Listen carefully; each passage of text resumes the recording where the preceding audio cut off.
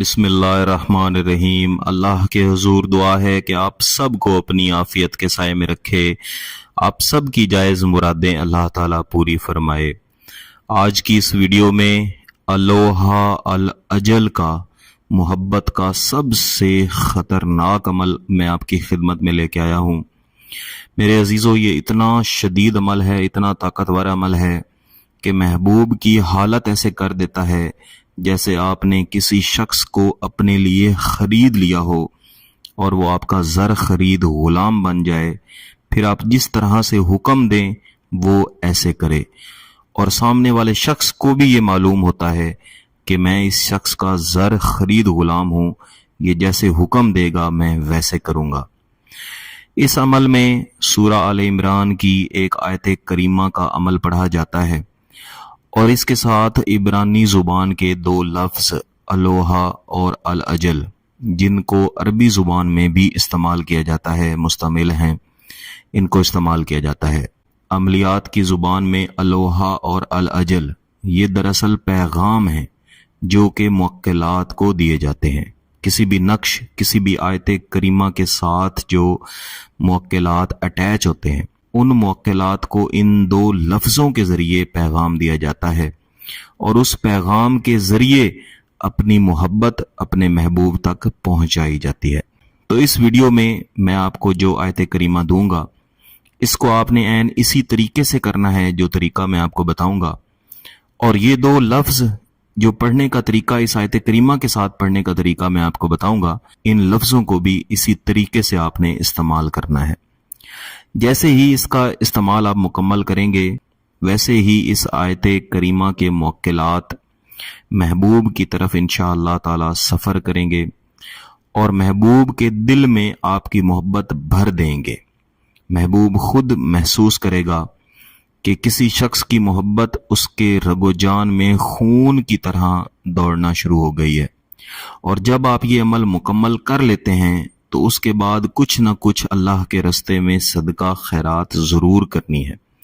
सदका खैरात करेंगे, एक तो इस अमल का असर बढ़ेगा, दूसरा आपने ये ख्याल करना है कि इस अमल को पाक साफ बावुज़ू हालत में ही करना है।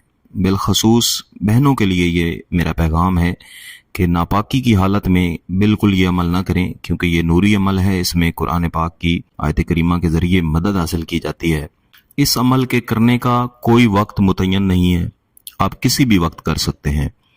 लेकिन जैसे कि मैं पहले वीडियोस में आपको बताया करता हूं कि मोहब्बत के जो अमलियात हैं, इनका सबसे बेहतरीन वक्त मुश्तरी की साथ है।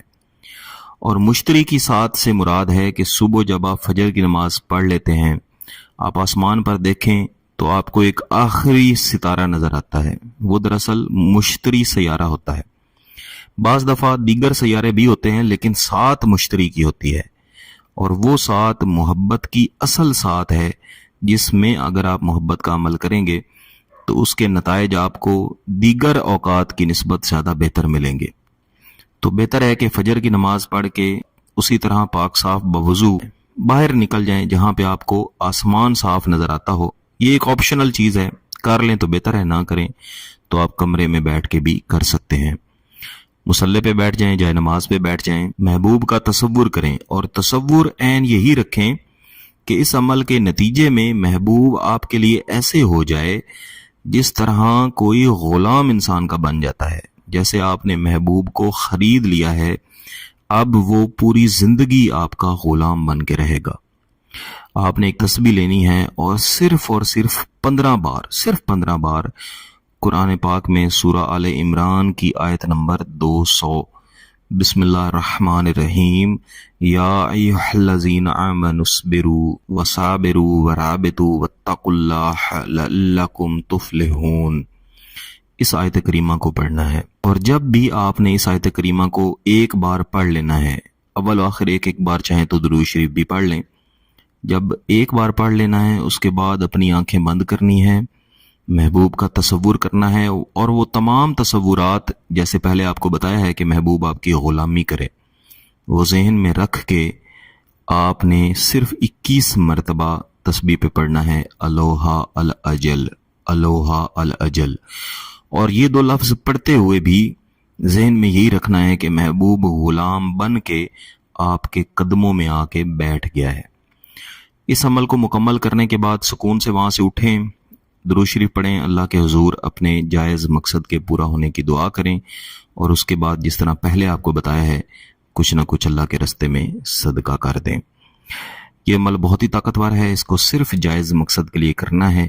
اگر اس کی اجازت چاہیے تو اس چینل کو سبسکرائب کریں، گھنٹی کا بٹن دبائیں اور اس ویڈیو کو لائک بھی کر دیجیے گا۔ کسی بات کی سمجھ نہ آئے تو واٹس ایپ نمبر دیا ہوا ہے، آپ اس پہ رابطہ کر سکتے ہیں۔ بہت بہت شکریہ، اللہ حافظ۔